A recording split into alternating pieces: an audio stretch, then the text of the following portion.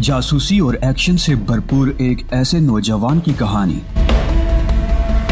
پاکستانی خفیہ ایجنسیاں بھی جس کا سہارا لینے پہ مجبور ہوئیں، جس نے پاکستان کے خلاف کی گئی عالمی سازشوں کو جڑ سے اکھاڑ پھینکا۔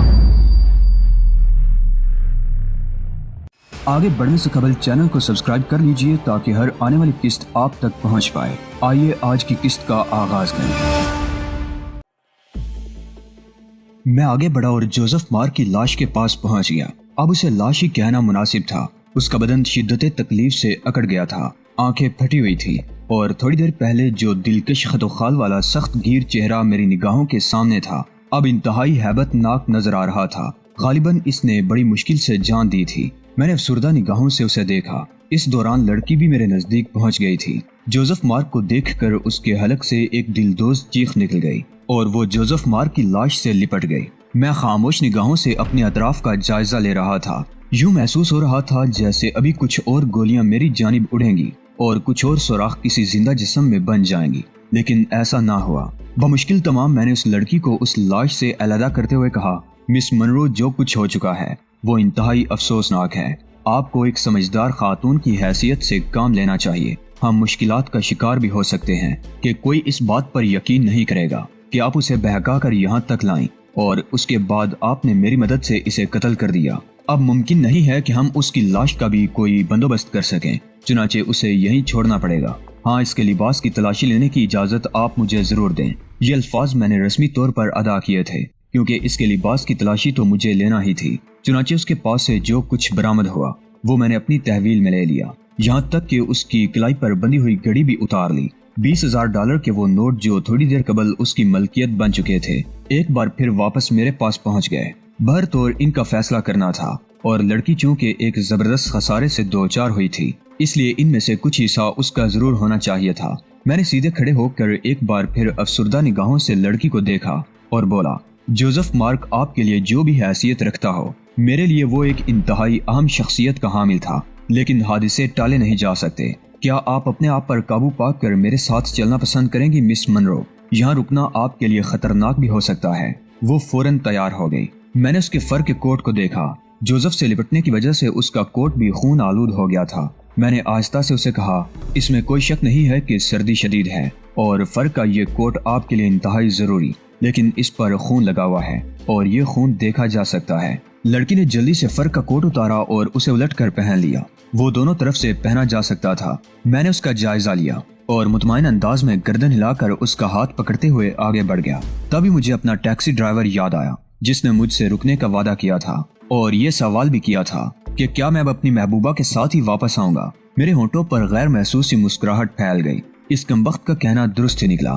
محبوبہ نہ صحیح، لڑکی ہی صحیح، اور بھر طور وہ اس قابل تھی کہ اس سے آئندہ بھی تعلقات رکھے جا سکتے تھے، خاص طور سے اس کے ہونٹوں کی تراش اور اس کی آنکھوں کا حسن۔ لیکن اس وقت وہ ایک قابل رحم عورت تھی۔ وہ اپنی سسکیاں روکنا چاہتی تھی لیکن ایک نہ ایک سسکی اس کے حلق سے نکل ہی جاتی تھی۔ ٹیکسی کو دور سے دیکھ کر میں نے اسے سمجھاتے ہوئے کہا، مس منرو، آپ کو ہوش مندی سے کام لینا ہوگا۔ برائے کرم مجھے کسی ایسی جگہ کا پتہ بتائیے جہاں بیٹھ کر میں آپ کو کچھ پلا سکوں۔ میں نے کہا، انساٹینو۔ لڑکی نے کہا، کیا یہ ایک معروف جگہ ہے؟ کیا میں اس کا نام ٹیکسی ڈرائیور کو بتا سکتا ہوں؟ ہاں، کیوں نہیں، وہ خود کو سنبھال کر بولی، اور میں ٹیکسی ڈرائیور کے پاس پہنچ گیا۔ اس نے گاڑی سے نکل کر ہمارے لیے عقبی دروازے کھول دیے تھے اور اس کے ہونٹوں کی معنی خیز مسکراہٹ بتاتی تھی کہ اسے اپنی قیافہ شناسی پر ناز ہے۔ ٹیکسی چل پڑی اور میں نے آہستہ سے کہا، انساٹینو بار شبینہ بار تھا اور ساری رات کھلا رہتا تھا۔ ویسے بھی سینڈی پارک میں مجھے ایسی بہت سی جگہ نظر آئیں جہاں دن سوتے تھے اور راتیں جاگتی تھی۔ بھرطور خوبصورت انساٹینو بار میں پہنچ کر ہم لوگ ایک کیبن میں داخل ہو گئے۔ یہاں کیبن بنے ہوئے تھے جس سے فائدہ اٹھانا میرے لیے انتہائی ضروری تھا کیونکہ منرو کی حالت سدھارنے کے لیے کوئی خاموش اور سنسان جگہ ہی مناسب تھی۔ ویسے بار بھرا ہوا تھا اور وہاں ملے جلے کہے گونج رہے تھے۔ کیبن میں پہنچنے کے بعد میں نے اسے بیٹھنے کی پیشکش کی اور پھر اس کے لیے شراب منگوا لی۔ اپنے لیے بھی میں نے ہلکی بیئر منگوا لی تھی کیونکہ میں پارسا نہیں تھا اور کبھی کبھی دور بھی چلا جاتا تھا۔ اس نے میری بیئر پر توجہ بھی نہیں دی بلکہ اپنے گلاس میں شراب کی آدھی مقدار انڈیل لی۔ میں نے اس کو سائفن کی پیشکش کی تو اس نے ہاتھ ہلاتے ہوئے کہا، نہیں، مجھے اس وقت خاص وسکی کی ضرورت ہے، اور بلا شبہ یہ اسی کا جگر تھا کہ اس نے تیز وسکی کے بڑے بڑے گھونٹ لینا شروع کر دیے، لیکن وسکی کے ان گھونٹوں نے اس کی کیفیت کو مزید سہارا دیا تھا۔ وہ آہستہ سے بولی، وہ مجھ سے اس طرح بچھڑ جائے گا، میں نے کبھی خواب میں بھی نہیں سوچا تھا۔ گو یہ میرے لیے بھی ایک غمناک بات ہے، لیکن آپ نے دیکھا کہ ہمارے دشمن کس طرح ہماری طاق میں تھے۔ اس نے شراب کا ایک گلاس خالی کر دیا اور پھر بقیہ شراب بھی گلاس میں بھر دی۔ پھر دفعتاً ہی وہ میری طرف دیکھ کر تند لہجے میں بولی، اور یہ سب تمہاری وجہ سے ہوا ہے، صرف تمہاری وجہ سے۔ میں نے جلدی سے $5000 کے نوٹ نکال کر اس کے ہاتھ میں تھماتے ہوئے کہا، اس میں بھی کوئی شک نہیں ہے، یہ بات تم بھی یقینی طور پر بہتر طریقے سے جانتی ہوں گی کہ وہ یہی کاروبار کرتا تھا۔ $5000 نے اس کی تندی بالکل ہی دور کر دی اور وہ افسردہ انداز میں گردن ہلاتی ہوئی بولی، ہاں میں نے اسے بارہا منع کیا کہ خطرناک کام نہ کیا کرے، ایک دن زندگی سے ہاتھ دھو بیٹھے گا، اور ایسا ہی ہوا۔ کیا میں آپ کے لیے اور شراب منگواؤں؟ نہیں، اس کے بعد میں ہوش و حواس پر قابو نہ پا سکوں گی۔ بائی دا وے، آپ کا قیام کہاں پر ہے؟ میں اسی کے ساتھ رہتی تھی، پتہ بتائیں گی آپ اپنا؟ میں نے کہا اور اس نے بے تکان ایک جگہ کا پتہ دہرا دیا جسے میں نے اپنی کمپیوٹر واچ میں غیر محسوس طریقے سے فیڈ کر دیا۔ مجھے اب اس بات کی پرواہ نہیں تھی کہ میں اس پتے کو ذہن نشین کر لوں، بس گھڑی کا ایک سوئچ دبانا پڑتا تھا اور بات اس میں ریکارڈ ہو جاتی تھی جو زبان سے ادا کی جا رہی ہو، بشرطے کہ اس کی ضرورت محسوس کی جائے۔ میں نے اس خیال کے تحت یہ پتہ نوٹ کیا تھا کہ ممکن ہے کبھی اس کی ضرورت پیش آ جائے۔ اس کی لاش۔ دفعتاً منرو کو اس کا خیال آ گیا، کیا اس کی لاش وہیں پڑی رہے گی؟ کیا کیا جا سکتا ہے مس منرو؟ رات کے اس حصے میں اس کی لاش ہم اٹھا بھی نہیں سکتے تھے، اب اس کا کیا ہوگا؟ ڈیون پارک غیر معروف جگہ بھی نہیں ہے، کیا مطلب کسی نہ کسی کو اس کی لاش مل ہی جائے گی۔ پولیس کو مل گئی تو کیا پولیس مجھے پریشان نہ کرے گی؟ آپ پولیس کو بیان دے سکتی ہیں۔ کیا بیان دوں گی میں؟ یہی کہ وہ کسی کام سے گیا تھا اور اس کے بعد واپس نہ آیا۔ میں خود بھی مصیبت میں پھنس سکتی ہوں، وہ خوف زدہ لہجے میں بولی۔ آپ کسی طور پر اعتراف نہ کریں کہ نیون پارک میں آپ اس کے ساتھ آئی تھی، اس بات کو ذہن نشین کر لیجئے، یہ آپ کے لیے بہت ضروری ہے۔ بہت اچھا دوست تھا وہ، بہت پرجوش اور ہمدرد۔ منرو غمناک گفتگو کرتی رہی اور میں نے کسی قدر مختلف نقطۂ نگاہ سے اس کا جائزہ لیا۔ وہ اپنا محبوب کھو چکی تھی اور اب تنہا تھی، ایک تنہا لڑکی جو محبوب کے بغیر تھی، نہ جانے کن کن مشکلات میں گرفتار ہو جائے گی۔ وہ اس قابل تھی کہ اسے تنہا نہ رہنے دیا جائے، چنانچہ میں نے اسے ذاتی گفتگو کا آغاز کر دیا۔ مجھے بے حد افسوس ہے مس منرو، ویسے آپ اور کیا کرتی ہیں؟ ایک سٹور میں سیلز گرل ہوں، آپ کے والدین وغیرہ آئرلینڈ میں ہیں، لیکن میرا اب ان سے کوئی واسطہ نہیں ہے، میں انہیں بھول چکی ہوں۔ کوئی اختلاف؟ ہاں، شدید اختلاف۔ مجھ سے آپ کی جو بھی خدمت ہو سکی ضرور کروں گا۔ ویسے یہ مسٹر جوزف اور کیا کرتے تھے؟ وہ پلاسٹک کے کھلونے بنانے والی ایک فرم میں سٹور کیپر تھا، فرم کا نام ٹورانٹو ہے۔ آپ سے تو جوزف کا گہرا رابطہ ہوگا، یہ میں اس لیے کہہ رہا ہوں کہ وہ اس خفیہ کام میں بھی آپ کے ساتھ یہاں آیا تھا، ہمارے اور اس کے درمیان کوئی راز نہیں تھا۔ کیا یہ کام وہ تنہا کرتا تھا؟ اس نے اس کا آغاز کیسے کیا؟ میں نے سوال کیا اور منرو کچھ سوچنے لگی، پھر بولی، ممکن ہے۔ کیا ممکن ہے؟ جوڈی بہت خطرناک ہے، مگر وہ دوست تھے۔ جوڈی کون ہے؟ برائی کے راستوں میں اس کا راہبر۔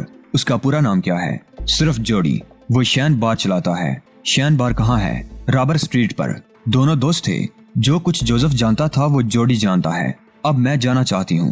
ہاں ضرور، میرے خیال میں آپ کو ٹیکسی مل جائے گی، میں نے بل کی رقم نکالتے ہوئے کہا، اور پھر میں نے اس سے دوبارہ ملاقات کا وعدہ کیا تھا اور اسے ایک ٹیکسی میں سوار کرا دیا تھا۔ اس کے جانے کے بعد اب سوچنے کے لیے بہت کچھ تھا میرے پاس۔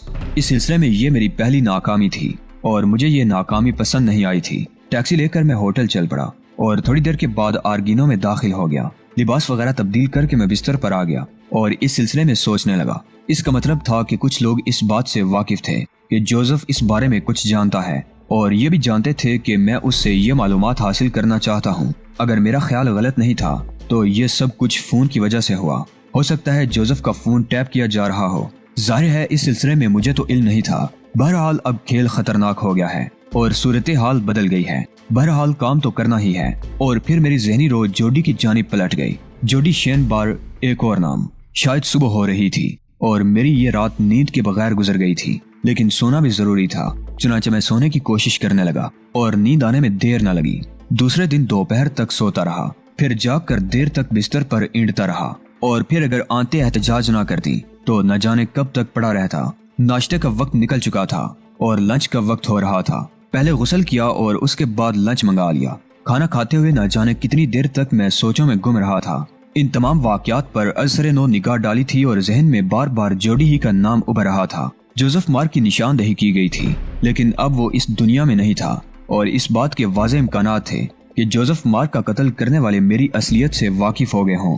میں اپنے چہرے کا ہلکا سا میک اپ اتار کر اپنی اصل شکل میں آ سکتا تھا، یا پھر میک اپ کی کوئی اور طے چہرے پر چڑھا کر یہ جگہ تبدیل کر سکتا تھا، لیکن فی الحال اس سلسلے میں ضرورت محسوس نہیں کی تھی۔ دشمن مد مقابل آ کر براہ راست دو ہاتھ کریں تو اس کے بعد دیکھا جائے گا۔ فی الحال جوڈی سے ملنا بے حد ضروری تھا۔ تقریباً 4 بجے میں نے اپنا ہوٹل چھوڑ دیا اور اس کے بعد نہایت احتیاط سے ہوٹل کے ساتھ بنے فٹ پاتھ پر چلتا ہوا دور نکل آیا۔ ایک شبینہ کلب کے سامنے رک کر میں نے اطراف میں نگاہیں دوڑائیں اور اس کے بعد اس کی عقبی گلی میں داخل ہو گیا۔ دراصل میں یہ دیکھ رہا تھا کہ میرا تعاقب تو نہیں کیا جا رہا، نہ جانے کیوں تعاقب نہیں کیا جا رہا تھا۔ مجھے اس سلسلے میں پورا یقین ہو گیا تھا۔ جب مجھے اس بات پر مکمل اعتماد ہو گیا کہ میرے سلسلے میں کوئی گڑبڑ نہیں کی جا رہی ہے تو میں نے ٹیکسی کی تلاش میں نگاہیں دوڑائیں۔ ٹیکسی ذرا دیر سے ملی تھی، بہرطور اس میں بیٹھ کر میں نے اس علاقے کا پتہ بتا دیا تھا جہاں شین بار موجود تھی۔ ٹیکسی چل پڑی اور شین بار کا چھوٹا سا لیکن خوبصورت سائن بورڈ مجھے دور ہی سے نظر آ گیا اور میں نے یہاں سے کچھ فاصلے پر ٹیکسی رکوا دی۔ بل ادا کرنے کے بعد میں ٹہلنے کے سے انداز میں شین بار کے سامنے سے گزرا۔ بڑا سا گنجان علاقہ تھا اور کسی قدر پسماندہ لوگوں پر مشتمل تھا۔ دکانیں بھی چھوٹی چھوٹی اور مختلف اشیاء سے بری تھی، ان کی کوئی باقاعدہ ترتیب نہیں تھی۔ ہو سکتا ہے کہ یہ سینڈی پارک کا پسماندہ علاقہ ہو۔ بہرطور شین بار میں داخل ہو کر میں نے وہاں کا ماحول دیکھا۔ گھٹیا قسم کا فرنیچر لگا ہوا تھا اور اس پر مزدور ٹائپ کے لوگ بیٹھے ہوئے تھے۔ بار میں ابھی بہت زیادہ رش نہیں تھا۔ کاؤنٹر پر ایک پستہ قامت بار مین موجود تھا۔ میں سیدھا اس کے قریب پہنچ گیا اور میں نے کاؤنٹر پر ہاتھ مارتے ہوئے کہا، مسٹر جوڈی سے ملنا ہے۔ پستہ قامت شخص نے مجھے دیکھا اور آہستہ سے بولا، وجہ میرا ایک ذاتی کام ہے، جوڈی سے معلومات کرا لوں، اگر تم اجازت دو تو وہ مجھ سے ملنا پسند کرے گا۔ میں نے کہا اور کاؤنٹر مین نے ایک زینے کی جانب اشارہ کر دیا جو اندرونی حصے میں بنا ہوا تھا۔ زینے میں صرف 6 سیڑھیاں تھیں اور اس کے بعد ایک گیلری نظر آ رہی تھی جس میں موجود دروازہ بھی یہیں سے دیکھا جا سکتا تھا۔ میں سیڑھیاں عبور کرنے کے بعد اس دروازے کے سامنے پہنچ گیا اور پھر اخلاقاً میں نے ہلکی سی دستک دی۔ اندر سے ایک بل ڈاگ جیسی غرائی ہوئی آواز سنائی دی تھی، کون ہے آ جاؤ، اور پھر میں اندر داخل ہو گیا۔ ایک صوفے پر ایک بھاری بھرکم شخص بیٹھا ہوا تھا، اس کے سامنے شراب کا سامان رکھا ہوا تھا۔ بلا شبہ وہ ایک دیو قامت آدمی تھا، اس کا قد 6.25 فٹ کے قریب رہا ہوگا اور اسی مناسبت سے اس کے بدن کی چوڑائی تھی۔ سرخ و سفید چہرے پر گھنی اور بے ترتیب داڑھی نظر آ رہی تھی۔ وہ بہت ہی چاقو چوبند آدمی معلوم ہوتا تھا۔ اس نے گہری نگاہوں سے مجھے دیکھا اور پھر آہستہ سے بولا، آؤ بیٹھو، کون ہو تم؟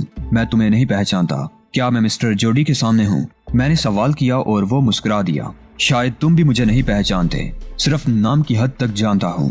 ہاں میں جوڈی ہوں۔ میں نے محسوس کیا کہ وہ بڑا آدمی ہونے کے باوجود خوش اخلاق ہے اور اجنبی لوگوں سے بھی غرور کے انداز میں نہیں ملتا، حالانکہ اسے مغرور ہونا چاہیے اپنی صحت پر، اپنی حیثیت پر، لیکن لوگ اس طرح کے بھی ہوتے ہیں۔ میں نے جوڈی کے لیے دل میں ایک خوشگوار کیفیت محسوس کی تھی۔ اس نے شراب کی طرف اشارہ کرتے ہوئے کہا، تمہارے لیے بناؤں؟ نہیں شکریہ مسٹر جوڈی، ایک خاص سلسلے میں آپ کے پاس حاضر ہوا ہوں۔ لوگ میرے پاس کبھی عام سلسلے میں نہیں آتے۔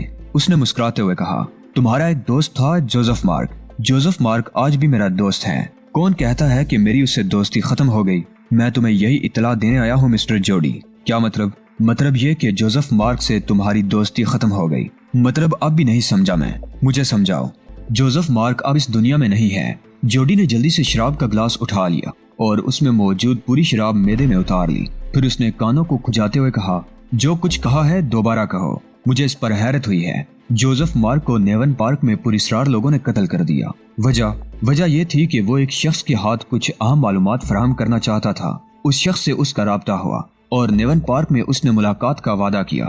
جب وہ شخص اس سے ملاقات کے لیے گیا تو وہاں جوزف مارک کو گولیاں مار کر ہلاک کر دیا گیا۔ جوڈی نے جلدی سے اپنے شراب میں دوبارہ شراب انڈیلی اور پھر اسے ہاتھ میں اٹھاتا ہوا بولا، میں جانتا تھا اس کا یہی حشر ہوگا۔ کیسے مسٹر جوڈی؟ جواب میں جوڈی نے نگاہیں اٹھا کر مجھے دیکھا اور پھر بولا، تم کون ہو؟ تم نے اپنا تعارف نہیں کرایا۔ میرا نام ایلس گرے ہے۔ مجھے نام سے کوئی غرض نہیں ہے۔ میں وہی آدمی ہوں جو جوزف مارک سے معلومات حاصل کرنا چاہتا تھا۔ اوہ سمجھ گیا، سب کچھ سمجھ گیا۔ مگر تمہیں میرا نام کس نے بتایا؟ منرو نے۔ جوزف مارک کی محبوبہ؟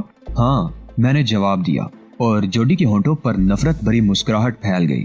چند لمحات وہ خاموش رہا، پھر بولا، میں نے اس گدھے کو سمجھایا تھا، اچھی طرح سمجھایا تھا کہ محبوبہ ہمیشہ عارضی ہونی چاہیے۔ ان دنوں وہ منرو کے لیے بہتر مستقبل کی تلاش میں سرگرداں تھا اور زیادہ سے زیادہ کمانا چاہتا تھا۔ میں خاموشی سے جوڈی کی شکل دیکھتا رہا۔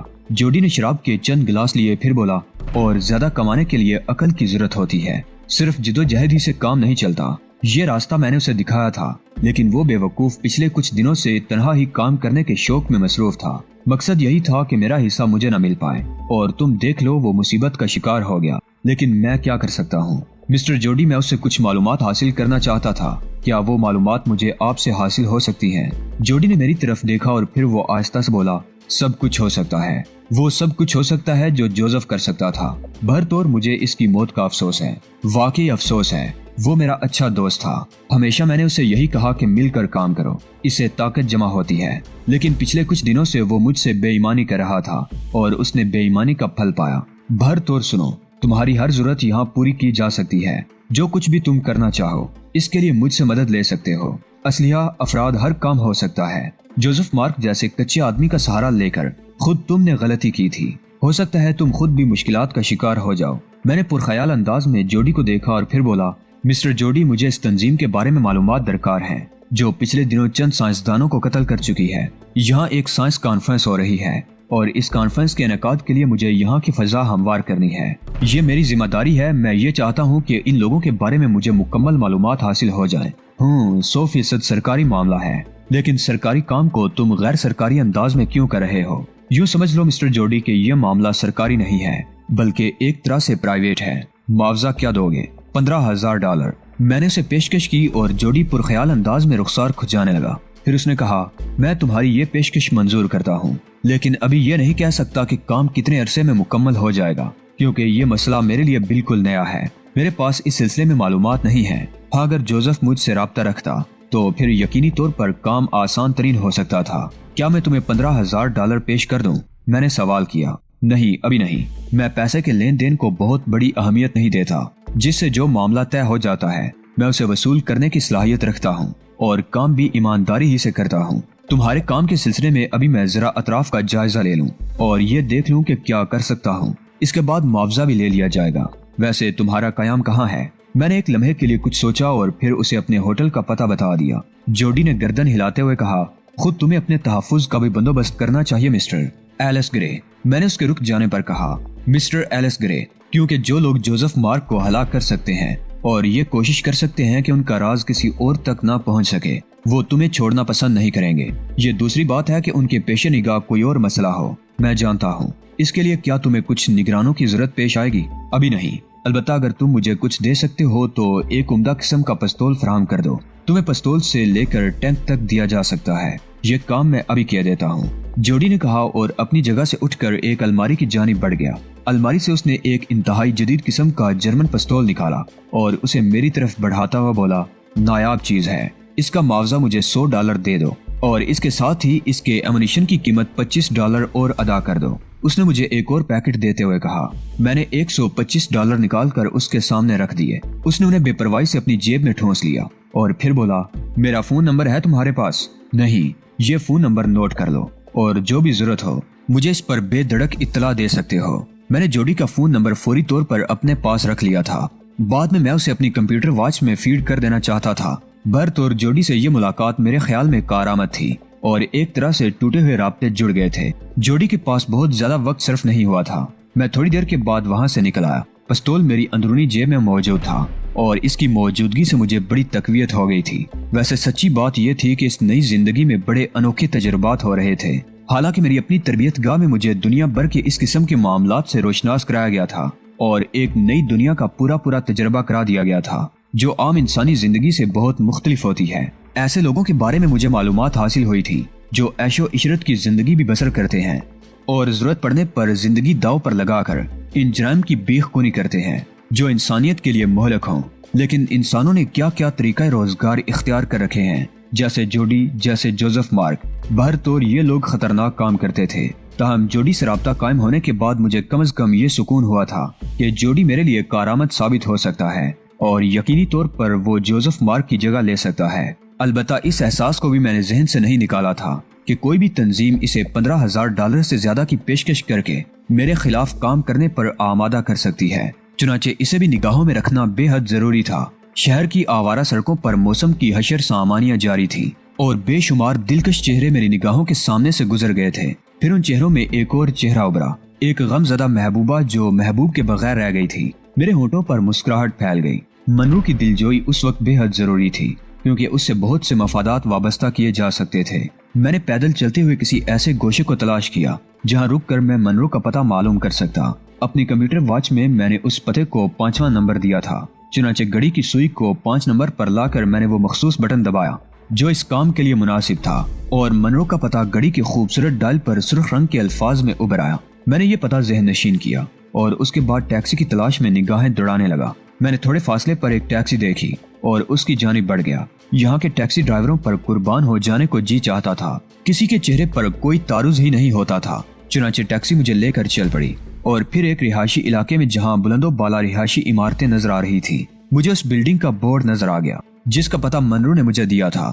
برطور ٹیکسی ڈرائیور کو بل ادا کرنے کے بعد میں بلڈنگ کے صدر گیٹ سے اندر داخل ہو گیا اور تھوڑی دیر کے بعد لفٹ مجھے اوپر لے چلی۔ مطلوبہ منزل پر اترنے کے بعد میں نے وسیع و عریض راہداری کو دیکھا اور پھر فلیٹوں کے اس طویل سلسلے میں اپنا مطلوبہ نمبر تلاش کرنے لگا۔ میں نے وہاں پہنچ کر دروازے کی بیل پر انگلی رکھی اور چند لمحات کے بعد دروازہ کھل گیا۔ ایک دبلے پتلے دراز قد آدمی نے سوالیہ نگاہوں سے مجھے دیکھا اور پہلی نگاہ میں مجھے اس کا چہرہ کچھ ٹھیک نظر نہیں آیا۔ وہ ایک آوارہ منش آدمی تھا۔ میں نے اس کے باوجود مہذب لہجے میں کہا، میں مس منرو سے ملنا چاہتا ہوں۔ جواب میں وہ گردن خم کر کے تھوڑا سا پیچھے ہٹ گیا جیسے مجھے اندر داخل ہونے کا راستہ دینا چاہتا ہو۔ میں شکریہ ادا کر کے اندر داخل ہوا، لیکن اسی وقت میری داہنی سمت سے مجھ پر حملہ ہو گیا۔ کسی نے پستول کا دستہ میرے سر کی پشت پر مارنے کی کوشش کی تھی، لیکن ذرا سا چوک گیا تھا اور یہ دستہ میرے داہنے شانے کی ہڈی پر لگا تھا۔ میں اس ضرب سے 2 قدم دوڑتا چلا گیا اور میں نے اپنے آپ کو سنبھال کر پلٹ کر دیکھا تو دوسرا آدمی مجھے نظر آیا جو مجھ پر حملہ کرنے کے لیے لپک رہا تھا۔ وہ اس پہلے آدمی کی نسبت ذرا پستہ قامت اور باری بدن کا تھا۔ چنانچہ جیسے ہی وہ دوڑ کر مجھ پر آیا، میں نے پوری قوت سے اپنے بوٹ کی ٹھوکر اس کے پیٹ میں ماری۔ پوری قوت کا ذکر میں نے اس لیے کیا ہے کہ اس کا نتیجہ بہت ہی حیرت انگیز تھا۔ وہ شخص زمین سے 3 فٹ کے قریب اوپر اچھلا اور سر کے بل نیچے آیا۔ پھر اس کا سر ایک زوردار آواز کے ساتھ زمین کے فرش سے ٹکرایا اور اس کا کام وہیں تمام ہو گیا۔ لیکن دراز قامت آدمی نے فوراً ہی ایک لمبا چاقو نکال کر ہاتھ میں لے لیا اور شفاف نگاہوں سے مجھے دیکھنے لگا۔ عجیب صورتحال پیدا ہو گئی تھی۔ میں اس کارروائی کا متوقع نہیں تھا اور یہ جنگ و جدل بلا وجہ ہی مجھ پر مسلط کر دی گئی تھی۔ بہرطور اپنی زندگی تو دی نہیں جا سکتی تھی اور وہ شخص مجھے قتل کرنے کے در پہ تھا۔ غالباً اپنے ساتھی کے اس حشر نے اسے دیوانہ کر دیا تھا، کیونکہ وہ لڑائی کے اصولوں کی پرواہ کیے بغیر چاقو لہراتا ہوا میری جانب بڑھا اور اس نے ہر سمت سے وار کرنا شروع کر دیے۔ مجھے چاقو کے بے تکے حملوں سے بچنے کے لیے زیادہ محنت کرنا پڑی، کیونکہ اگر چاقو اس انداز میں لہرایا جاتا جو چاقو کے طریقوں کے مطابق ہوتا ہے تو پھر سنبھلنا بے حد ضروری ہوتا۔ لیکن وہ دیوانہ وار مجھ پر مسلسل حملے کر رہا تھا اور میں صرف تھوڑی سی جنبش سے اس کے یہ وار خالی دے رہا تھا۔ پھر میں نے دونوں ہاتھ اسے دھوکہ دینے کے لیے اوپر بلند کیے اور جیسے ہی اس کا چہرہ اوپر اٹھا، میں نے ایک بار پھر وہی اپنا داؤ استعمال کیا اور میرے بوٹ کی ٹھوکر نے اس شخص کو دن میں تارے دکھا دیے۔ حالانکہ اس فلیٹ میں دن نہیں تھا بلکہ اچھا خاصا اندھیرا پھیلا ہوا تھا، لیکن اتنا بھی نہیں کہ ہم لوگ ایک دوسرے کو دیکھ نہ سکیں۔ میری ضرب نے اس کے چہرے پر کرب کے آثار پیدا کر دیے تھے